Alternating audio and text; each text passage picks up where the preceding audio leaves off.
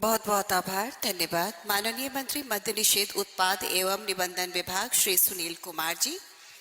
और अब हम अनुरोध करते हैं माननीय मुख्यमंत्री जी से कि अपने कर कमलों से चेक के माध्यम से विभिन्न प्रकार के जो हमारे लाभार्थी हैं उनको चेक देने की कृपा करें। सबसे पहले हम बुलाना चाहेंगे गोपालगंज, सिवान और सारण से जो लाभार्थी हैं, मालती देवी, गीता देवी और माया देवी। 10,878 स्वयं सहायता समूहों को बैंक से जुड़ाव कैश क्रेडिट लिमिट के द्वारा कराया गया है, और जिसमें कि उत्तर बिहार ग्रामीण bank, central bank, state bank of India, bank of Baroda आदि हैं। जोरदार ताली। माननीय मुख्यमंत्री जी डमी चेक प्रदान कर रहे हैं और ये 3 जिले से हैं, गोपालगंज, सिवान और सारण से। और अब हम बुलाना चाहेंगे सतत जीविकोपार्जन योजना के अंतर्गत गोपालगंज, सिवान, सारण से हम बुलाएंगे सोनम देवी, गीता देवी और आरती देवी। 3,745 हितग्राहियों को 5.34 करोड़ की राशि दी जा रही है। जोरदार ताली आप सब बजाएं। माननीय मुख्यमंत्री यह लाभ भेंट कर रहे हैं। और जो अगला नाम है जल जीवन हरियाली अभियान के तहत नवसृजित सार्वजनिक जलाशयों के रख रखाव एवं प्रबंधन हेतु, और हम बुलाना चाहेंगे किरण देवी को, बिंदु देवी को और किरण देवी को। एक किरण देवी हैं सारण से और दूसरी है गोपालगंज से और बिंदु देवी सिवान से। आप आए।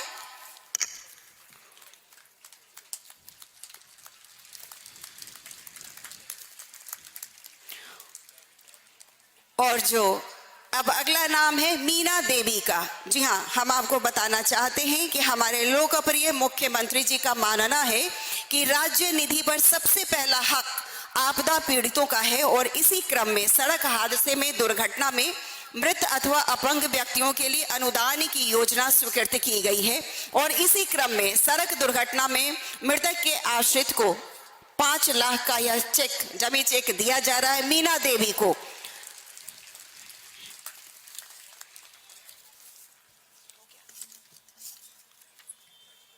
बहुत बहुत धन्यवाद माननीय मुख्यमंत्री जी। विभिन्न लाभार्थियों के बीच लाभ का वितरण करने के लिए आभार प्रकट करते हैं। और अब मैं आग्रह करती हूँ, दूरदर्शी व्यक्तित्व, उत्तरदायी शासन वाला अनुकरणीय नेतृत्व, जनहित व जन कल्याणकारी विचारों को आत्मसात कर चलने वाले माननीय मुख्यमंत्री बिहार श्री नीतीश कुमार जी, अनुरोध है कि अपने अनमोल विचारों से हम सब का मार्गदर्शन करें। जोरदार तालियों से स्वागत करें माननीय मुख्यमंत्री जी का।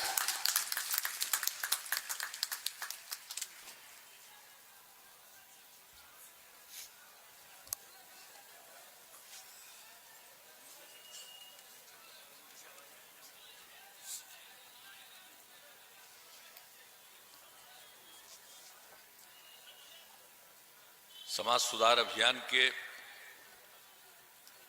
आज के कार्यक्रम में उपस्थित बिहार सरकार के माननीय मंत्री कृषि विभाग और गोपालगंज जिले के प्रभारी मंत्री श्री अमरेंद्र प्रताप सिंह जी, सारण जिले के प्रभारी मंत्री और बिहार सरकार के माननीय मंत्री विज्ञान एवं प्रावैधिकी विभाग श्री सुमित कुमार सिंह जी, सिवान जिले के प्रभारी मंत्री और बिहार सरकार के माननीय मंत्री पर्यटन विभाग श्री नारायण प्रसाद जी, माननीय मंत्री मद्य निषेध उत्पाद एवं निबंधन विभाग श्री सुनील कुमार जी, माननीय मंत्री खान एवं भूतत्व विभाग श्री जनक राम जी, इस कार्यक्रम में मौजूद महाराजगंज के माननीय सांसद श्री जनार्दन सिंह सिग्रीवाल जी, गोपालगंज के माननीय सांसद श्री आलोक कुमार सुमन जी, सिवान की माननीय सांसद श्रीमती कविता सिंह जी, यहाँ उपस्थित तरैया के माननीय विधायक श्री जनक सिंह जी, कुचाय कोट के माननीय विधायक श्री अमरेंद्र कुमार पांडे जी, अमनौर के माननीय विधायक श्री कृष्ण कुमार मंटू जी, बिहार विधान परिषद के माननीय सदस्य श्री वीरेंद्र नारायण यादव जी, बिहार विधान परिषद के माननीय सदस्य श्री आदित्य नारायण पांडे जी, पूर्व मंत्री श्री राम प्रवेश राय जी, पूर्व मंत्री श्री राम सेवक सिंह जी, पूर्व विधायक श्री मंजीत कुमार सिंह जी, पूर्व विधायक हेम नारायण शाह जी, पूर्व विधायक श्याम बहादुर सिंह जी, पूर्व विधायक श्री विक्रम कुंवर जी, उपस्थित अजय सिंह जी, मुन्ना पटेल जी, इस कार्यक्रम में उपस्थित सभी सम्मानित नेतागण, जनप्रतिनिधिगण, मेरे प्रिय साथियों, और यहाँ इस कार्यक्रम में उपस्थित सभी सरकारी अधिकारीगण, मुख्यमंत्री के प्रधान सचिव श्री दीपक कुमार जी, बिहार सरकार के विकास आयुक्त जनाब आमिर सुबहानी साहब, बिहार के पुलिस महानिदेशक श्री ए.के. सिंघल जी, गृह विभाग के अपर मुख्य सचिव श्री चैतन्य प्रसाद जी, मद्य निषेध उत्पाद एवं निबंधन विभाग के अपर मुख्य सचिव श्री के पाठक जी, लघु जल संसाधन विभाग के प्रधान सचिव श्री रवि परमार जी, सामान्य प्रशासन विभाग के प्रधान सचिव श्री चंचल कुमार जी, गृह विभाग के सचिव श्री सेंथिल कुमार जी, परिवहन एवं आपदा प्रबंधन के सचिव श्री संजय कुमार अग्रवाल जी, सूचना एवं जनसंपर्क विभाग के सचिव श्री अनुपम कुमार जी, मुख्य कार्यपालक पदाधिकारी जीविका श्री बाला मुरुगन जी, सारण के प्रमंडलीय आयुक्त श्रीमती पूनम जी, सारण के पुलिस उप महानिरीक्षक श्री रविंद्र कुमार जी, गोपालगंज के जिला पदाधिकारी श्री नवल किशोर चौधरी जी, सिवान के जिला पदाधिकारी श्री अमित कुमार पांडे जी, सारण के जिला पदाधिकारी श्री राजेश मीना जी, गोपालगंज के पुलिस अधीक्षक श्री आनंद कुमार जी, सारण के पुलिस अधीक्षक श्री संतोष कुमार जी, सिवान के पुलिस अधीक्षक श्री शैलेश कुमार सिन्हा जी, इस कार्यक्रम में अपना अनुभव साझा करने वाली श्रीमती रेणु देवी जी, श्री गुड्डी देवी जी, श्रीमती सुनीता देवी जी, श्रीमती राजमती देवी जी, श्रीमती मुन्नी देवी जी, श्रीमती इंद्रावती देवी जी, और इस कार्यक्रम में उपस्थित सभी विशिष्ट अतिथिगण, जीविका की दीदियां, प्रिंट एवं इलेक्ट्रॉनिक मीडिया के पत्रकार मित्रों, छायाकार बंधुओं, बहनों एवं भाइयों, आज के इस कार्यक्रम में आपकी उपस्थिति के लिए मैं आपका हृदय से धन्यवाद देता हूं आपको। और सब लोगों ने अपनी बात रखी है, और जो जीविका दीदियों ने जो बातें रखी, 6 दीदियों ने अपने अनुभव को साझा किया, तो ये बड़ी खुशी की बात है। और आप जान रहे हैं कि हम जो समाज सुधार अभियान चला रहे हैं, इसकी हमने शुरुआत कराई है, और इसके लिए काफी बैठकें की हमने,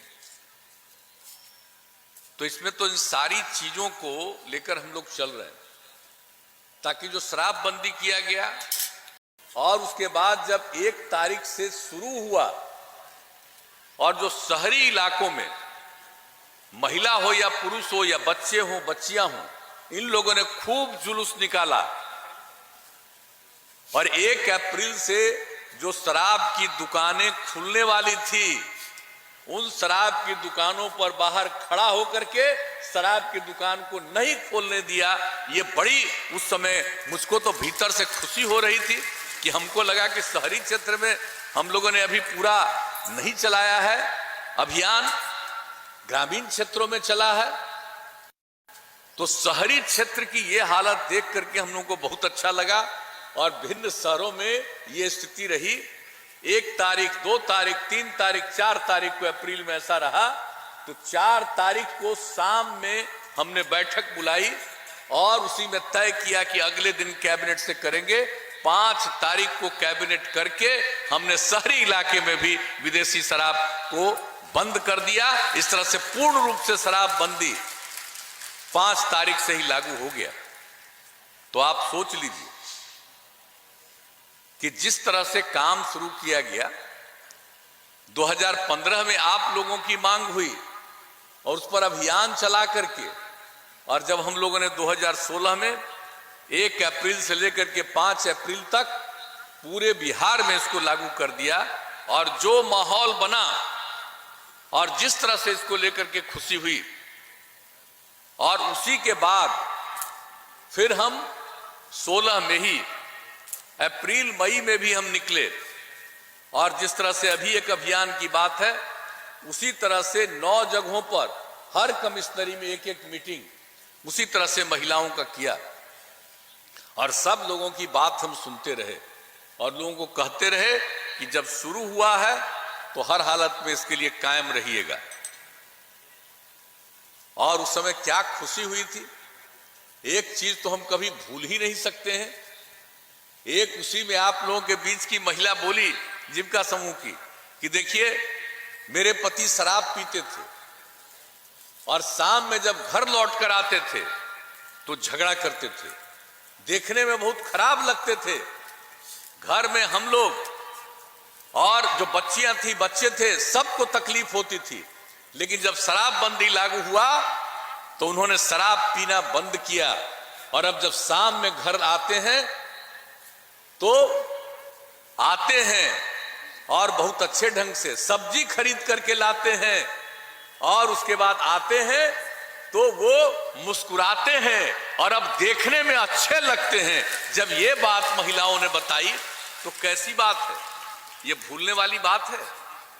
जो शराब पीता था और शराब बंदी हुआ और उसमें कितनी खुशी आई, और बहुत लोग तो बोलते रहते थे कि भाई बहुत लोग जो शराब पीते हैं और उसकी तबीयत ऐसी खराब रहती थी, अब उसके लिए जरूरी है कि शराब पीता रहे।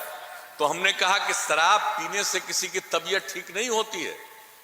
अब बिहार में हम लोगों ने लागू किया कि किसी भी कीमत पर नहीं, और बाहर इसके लिए पूरा का पूरा कई जगहों पर इंतजाम कराया कि सब भर्ती होंगे और एक-एक चीजों को ट्रेनिंग दिया जाएगा कि भाई किसी भी तरह से आपको शराब पीने से आपको कोई खुशी नहीं होगी, और इस तरह से एक-एक काम किया गया। तो आप जानते हैं, लेकिन आप तो जानते हैं कि जब कोई भी काम करिए लोगों में कितना अच्छा हुआ। हमने बच्चे बच्चियों को कहा था कि अपने अपने परिवार में लिखवाइए, अगर कोई शराब वराब पीते रहते थे तो सब लिखवा करके कि कोई शराब नहीं पिएंगे। करोड़ लोग से भी ज्यादा लोगों ने लिख करके दे दिया कि हम लोग कभी शराब नहीं पिएंगे। तो एक एक तरह का चीज किया गया, तो कैसी स्थिति आई, लोगों में कितनी अच्छी भावनाएं पैदा हुई। लेकिन आप तो जानते हैं कि समाज में जो मनुष्य है, इन सब हम सब लोगों के बीच में कुछ लोग तो गड़बड़ करने वाला रहता ही है। चाहे कितना भी अच्छा काम करिए, कुछ न कुछ घचपच करेगा, उल्टा पुल्टा करेगा, ये स्वभाव होता है। आप जरा देख लीजिए, किसी भी धर्म को मानने वाले हों, अपने धर्म के बारे में देखिएगा कि जितने लोग भगवान आए, अल्लाह आए, सब आए, उस समय भी किस तरह से गड़बड़ करने वाले लोगों ने क्या क्या बदमाशी किया था। तो गड़बड़ करने वाले लोग तो कुछ होते ही हैं, लेकिन हमेशा उन लोगों को भी कोशिश करनी चाहिए समझाने का। तो ये हम आज आप लोगों से यही कहेंगे, हम पहले भी कहते हैं कि पूरे तौर पर ये अभियान चलाने का मकसद क्या है, ये लोगों के बीच में कहना, लोगों के बीच में पूरी बात कहना। और आप जानते ही ना कि गड़बड़ करता ही ना है, और शराब पिएगा, और शराब पिलाने वाला गड़बड़ शराब पिलावेगा, मर जाएगा। सबसे पहले घटना कहां घटी थी? 2016 में जब लागू किए तो सबसे पहला जहरीला शराब पी करके मरे थे कहां? इसी गोपालगंज में लोग मरे थे। और आप जानते हैं ना कि उस पर कार्रवाई जो शुरू हुई, तो आज तो सब लोगों को मालूम है कि उन लोगों को सजा भी हो गई। तो यहां पर जितने तरह के लोग जो थे तो उन सब कोर्ट में जाकर के अंत में वैसे लोगों को, कितने लोगों को, शायद 7 लोगों को तो आज हो गया फांसी की सजा हो गई, फांसी की सजा हो गई। मर्द लोग जो थे गड़बड़ करने वाले, कोर्ट ने फांसी की सजा दे दी। गड़बड़ करोगे, शराब बनाओगे, शराब पिलाओगे, लोगों को मारोगे, तो आप सोच लीजिए क्या स्थिति है। तो ऐसी सजा मिल गई। और जो उसमें कुछ महिलाएं शामिल हो गई थी तो उन लोगों को तो खैर आजीवन कारावास की सजा हो गई। ये कोर्ट का फैसला हो गया। तब आप सोच लीजिए, तो जहां पर गड़बड़ करने वाले कुछ लोग थे, जो कुछ भी किया इधर उधर, और जो यहां पर जिस तरह से तेजी से कार्रवाई हुई और उसका नतीजा आप देख रहे हैं ना। लेकिन कुछ तो गड़बड़ करने वाला होता ही न है। तो ऐसे लोगों को तो हमेशा सतर्क और सचेत रहना। अभी हाल ही में कुछ घटना घटी इसी बिहार राज्य में, तो कई तरह पर हुआ कि लोगों को शराब पिला दिया, मर गए, और लोग तरह तरह की बात करने लगे। तो उसी समय हमने कहा कि भाई अगर शराब पिएगा तो शराब पीता है पीने वाले को ये समझना ना चाहिए कि शराब पियोगे तो बचोगे नहीं, मर जाओगे। मत पियो। अगर शराब लोगे, गड़बड़ तरीके से कोई इधर से उधर कर रहा तो तुमको पिला देगा, मर जाओगे। देखिए कितनी बड़ी संख्या में लोग मर गए। तो ऐसी स्थिति आई। उस समय फिर हमको लगा कि भाई हम लोग तो इतना अभियान चलाते रहते हैं और बार बार समीक्षा बैठक करते हैं, पुलिस के तरफ से भी और इस मद्य निषेध विभाग की तरफ से भी सारा सब कुछ होता रहता है, लेकिन फिर भी कहीं ना कहीं तो गड़बड़ करने वाले लोग रहते ही है।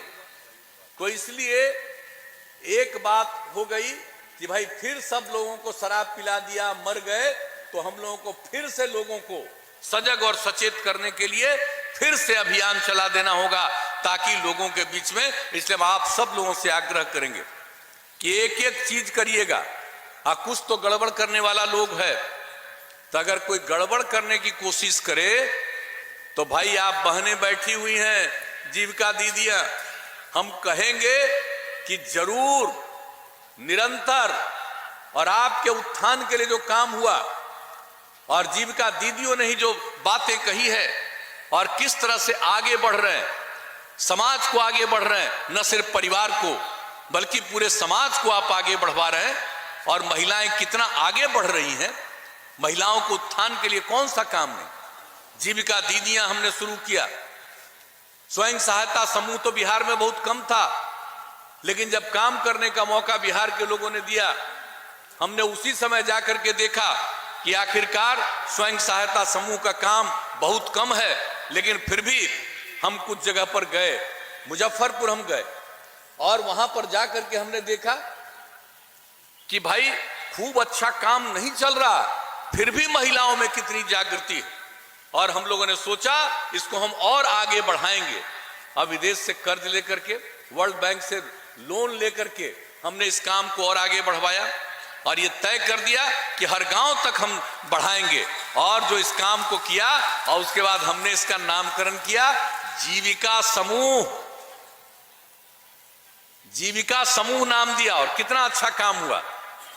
उस समय जो लोग केंद्र में थे, बिहार तो सबसे पीछे था स्वयं सहायता समूह में, लेकिन जब हम लोगों ने जीविका समूह के रूप में इस काम को आगे बढ़ाया तो वहां के लोग आकर के यहां देखे और जो देखा कहा कि भाई यहां तो बहुत अच्छा काम हो रहा। हम तो लगे हुए थे कि कम से कम 10 लाख तो हम करेंगे। अब तो खैर 10 लाख से भी ज्यादा जीविका समूह, स्वयं सहायता समूह का गठन हो गया। तो ये सब तो किया, लेकिन जब वो लोग आकर के देखे और कहा कि भाई तो अच्छा काम हुआ, और हमने नामकरण किया था जीविका समूह, भूलिएगा मत, जीविका नामकरण बिहार में हम लोगों ने किया था। और जब हम लोगों ने किया जीविका समूह तो आकर के लोग बाहर से देखे, कहा बहुत अच्छा, और देश भर में नाम दे दिया आजीविका समूह। आजीविका, अरे जीविका तो यहां थी, यही जीविका, सब जगह जाओ आजीविका, समझ गए? बिहार के जीविका समूह का क्या सम्मान हुआ? बिहार में जीविका और देश भर में कहा आजीविका, मतलब आपका काम कितना अच्छा था। तो आप समझ रहे हैं ना। लेकिन फिर भी आपके बीच में भी कुछ लोग बायां दायां इधर उधर दिमाग में डालने की कोशिश करेगा, उसके चक्कर में मत पड़िएगा, निश्चित रूप से आगे बढ़िएगा। और न सिर्फ आप आगे बढ़िएगा बल्कि पूरे समाज को आप आगे बढ़ा रही हैं, आगे बढ़ाइएगा। तो ये काम किया गया और आप ही लोगों की मांग पर शराबबंदी लागू हुआ। इसलिए हम यही आपसे आग्रह करेंगे कि पूरे तौर पर हमेशा जागृत रहिएगा, जागरूक रहिएगा और सब जगह अपने अपने इलाकों में चलाते रहिए, बोलते रहिए। इसमें क्या बुराई है भाई? जब हर सप्ताह आप मीटिंग कर होती ही है तो हर सप्ताह एक बार आप लोग उस मीटिंग में करिए और पूरे गांव में और पूरा जो जीविका समूह जिस इलाके में है उस सब इलाके में घूम घूम करके शराबबंदी के पक्ष में बोलिए। और सिर्फ शराबबंदी की बात नहीं, उसके साथ साथ बाल विवाह और दहेज प्रथा के खिलाफ। तो इन तीनों चीजों के बारे में हर सप्ताह निश्चित रूप से आप चलाते रहिए, लोगों के मन में ये बात रहे। और दूसरी बात, आप जानते हैं ना, कुछ लोग तो गड़बड़ करता ही न है, तो अंदर से तो पते न चल जाता है कि गड़बड़ करता है। ये भीतर भीतर कुछ गड़बड़ी से दारू लाता होगा या दारू बना के लोगों को गड़बड़ देगा। तो एक हम आग्रह करेंगे कि जैसे ही मालूम हो तो आपको सब खबर दे दिया गया है, नंबर दे दिया गया हर गांव में, वहां तो खबर कर ही दीजिए और उस पर तो एक कार्रवाई की ही जाएगी। लेकिन साथ साथ हम आग्रह करेंगे कि अगर पता चले कि कोई गड़बड़ करता है इस इलाका में, इस इलाके में, तो जा करके घूम घूम करके अब भारी संख्या में महिलाओं को इकट्ठा करके चारों तरफ घूम घूम करके शराबबंदी के पक्ष में बोलिए, दारू मत बनाओ, दारू मत पियो। अगर आप ये करना करिएगा किसी को हिम्मत नहीं होगी कोई इधर उधर करने का। लेकिन फिर भी अगर ये जागृति आपकी रहेगी तो इस बार जो समाज सुधार अभियान हम चला रहे हैं इसमें हम आपसे यही आग्रह करेंगे कि भाई ये काम भी निरंतर करते रहिएगा और ये सब काम होता रहेगा तो आप समझ लीजिए ये शराबबंदी लागू रहेगा। और शराब से मुक्ति जो लोगों को हुई है, कितने लोग हैं। हम तो एक बात और आपको कहना चाहते हैं, हम आप सब लोगों के बीच में, आप देखिए जी, आप लोगों के बीच में प्रचारित किया गया सूचना एवं जनसंपर्क विभाग के द्वारा। अब ये कागज है, इस कागज को जरा लोगों के बीच में दिखाइएगा। अभी देख लीजिए शराब के क्या दुष्प्रभाव हैं। हम लोगों ने तो शराबबंदी लागू किया और हम लोगों ने तो सबको कहा, आपको बता दिए कि शराब बुरी चीज है। और विश्व स्वास्थ्य संगठन, वर्ल्ड हेल्थ ऑर्गेनाइजेशन WHO ने 2016 में पूरे दुनिया में आकलन किया कि शराब का क्या असर होता है, क्या चीज है शराब, और उसने पूरे दुनिया का आकलन किया और अध्ययन जो किया, पूरा सर्वे किया। और जो उन लोगों ने पूरा आकलन करने के बाद 2018 में WHO ने, वर्ल्ड हेल्थ ऑर्गेनाइजेशन ने, विश्व स्वास्थ्य संगठन ने रिपोर्ट जारी की। और उस रिपोर्ट में मालूम है, जरा एक एक चीज लोगों को बताइए कि साहब एक साल में पूरे दुनिया में शराब पीने से कितने लोग मरते हैं। एक साल में पूरे दुनिया में शराब पीने के कारण ही 30 लाख लोग मरते हैं। अब आप सोच लीजिए, इसके बाद जो कम उम्र वाले 20 साल से लेकर 29 साल की उम्र वाले लोग, उसमें जो मृत्यु होती है वो पूरे दुनिया में जितनी मृत्यु होती है उसका 13.5% मृत्यु सिर्फ उन लोगों की होती है जो 20 से 29 साल के बीच में है और शराब पीते हैं। 20 से 39 साल के बीच में अगर वो शराब पीते हैं तो कितनी मौत होती है। पूरे दुनिया में 13.5% की मौत होती है। ये मुख्य चीजों को इसमें करा के आप लोगों के बीच में भिजवाया जा रहा है, ताकि सब गांव-गांव में, घर-घर में इसके बारे में चर्चा हो।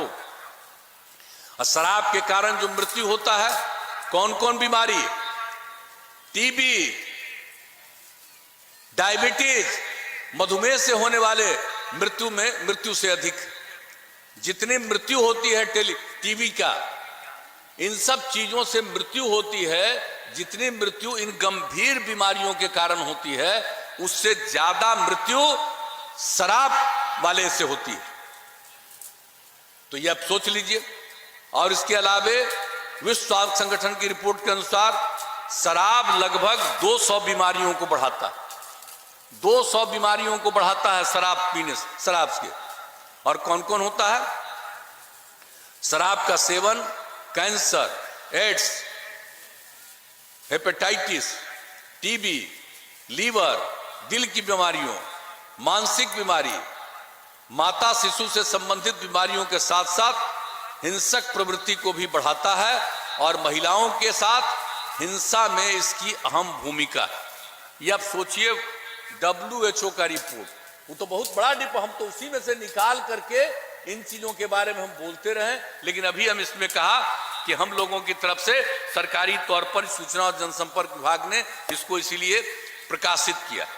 और यहां पर आप लोगों को मिला होगा, हमको नहीं पाता, डीएम साहब मिला है ना सब लोगों को जी, तो सब लोगों को मिला है। इस सब लोगों को घर में पहुंचवाइए, एक एक चीज आप लोग देखिए। और इसके बाद आप जानते हैं, शराब पीने के कारण आत्महत्या, शराब पीने के कारण आत्महत्या जो होती है उसका 18% आत्महत्या इसलिए कि शराब पीता है वो आत्महत्या करता है। ये रिपोर्ट आप सोच लीजिए। आपसी झगड़े का, झगड़ा तो कोई कर सकता है आपस में, लेकिन आपसी झगड़े का सबसे बड़ा प्रतिशत 18% दारू पीने के कारण लोग करते हैं। ये दुनिया की रिपोर्ट है। और सड़क दुर्घटना, गाड़ी लोग चलाते हैं और दारू पीते रहते, तो दारू पिएंगे तो गाड़ी का तो एक्सीडेंट होना ही है। तो जो गाड़ी का एक्सीडेंट होता है, आप समझ लीजिए, सड़क दुर्घटना में, सड़क की दुर्घटना होती है, उस सड़क की दुर्घटना में जितनी दुर्घटना होती है, 27% दुर्घटना दारू पी के गाड़ी चला रहे हैं उसी के कारण दुर्घटना होती है। ये दुनिया भर के बारे में रिपोर्ट। और मिर्गी के 13% मामले शराब के सेवन के कारण होते हैं। तब आप समझ लीजिए कि गंभीर बीमारी लीवर सिरोसिस के कुल मामलों का 48%, माउथ कैंसर के कुल मामलों का 26%, पैंक्रियाज की गंभीर बीमारी के 26%, टीबी का 20%, बड़ी आंत के कैंसर का 11%, यह सब होता है शराब पीने के कारण। यह है दुनिया भर का। अब आप समझ लीजिए, बहुत लोग तो मेरे खिलाफ रहते हैं। हम जो शराबबंदी लागू किए तो बहुत लोग खिलाफ रहता है। बहुत लोग कभी कभी बयान देता है कि अरे भाई, बाहर से कोई आदमी आता है उसको पीने का इजाजत दे दीजिए। बाहर से आदमी आवेगा उसको पीने का इजाजत दिया जाए, पीने के लिए आवेगा। ये बात तो पूरा दुनिया का न रिपोर्ट आया जी, हम तो शुरू से इजाजत नहीं दिए। ये दुनिया भर का ये हालत, तो हम लोग क्यों देंगे? बहुत लोग कहता था कि बाहर से लोग नहीं आवेगा, इसलिए बिहार में टूरिस्ट और कम हो जाएगा। हमने कहा कभी टूरिस्ट कम नहीं होगा। और जब से शराबबंदी लागू किए, तभी तो 2 साल से खैर कोरोना का दौर है, उसमें उस तरह से टूरिज्म नहीं होता है, लेकिन 19 तक आप समझ लीजिए कि हम लोगों के यहां बाहर से आने वाले यात्रियों की संख्या, टूरिस्ट की संख्या पहले से और बढ़ती गई शराबबंदी लागू होने से। और 2 करोड़ से भी ज्यादा लोग एक साल में बाहर से लोग पर्यटक आने लगे। तो इसलिए कई तरह की बात करेगा। कोई कहेगा कि हम अगर बीमार हो जाएंगे अगर हम नहीं पिएंगे। अरे पियोगे तभी बीमार होगे, नहीं पियोगे तो बीमारी से छुटकारा मिल जाएगा। यह स्थिति है। तो इसलिए जरा लोगों के बीच में और बात जो हम तो शुरू से, जो पिछली बार भी अभियान चला, आप सब लोगों को मालूम है, हमारे जितने अधिकारीगण हैं नीचे के स्तर पर लोगों को कॉन्शस कर ही रहे हैं, तो इन बातों को कहिएगा। और दूसरी बात है, देश की आजादी तो बापू के नेतृत्व में हुआ, महात्मा गांधी के नेतृत्व में हुआ। और जब वो आजादी की लड़ाई लड़ रहे थे तब बापू ने क्या कहा था? शराब बहुत बुरी चीज है, और वो कहे कि अगर हमको 1 घंटा के लिए, अगर हम कभी तानाशाह अगर हम बन जाए 1 घंटे के लिए, तो पूरे देश में हम शराब बंदी को लागू कर देंगे और कोई दुकान नहीं रहेगा, सबको खत्म कर देंगे। ये बापू का उस समय का कहा हुआ। और लोगों के बीच में अभियान चलाते रहते थे, तब बापू क्या बोलते रहते थे शराब के बारे में? शराब आदमियों से न सिर्फ उसका पैसा छीन लेती है, बल्कि उनकी बुद्धि भी हर लेती है। शराब पीजिएगा तो दूसरा काम सरकार घर में करते, अब दारू पीने में तो आपका पैसा छीना ही गया, लेकिन आपकी बुद्धि भी हर जाती है। ये गांधी जी उस समय से लगातार कहते रहे। और शराब पीने वाला इंसान हैवान हो जाता है।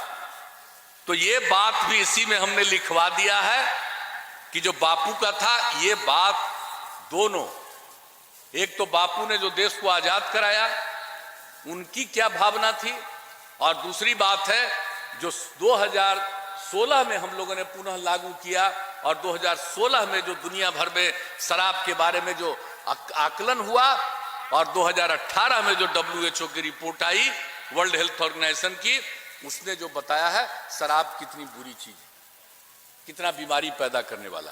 तो इन सब चीजों को भी लोगों के बीच में कहिए।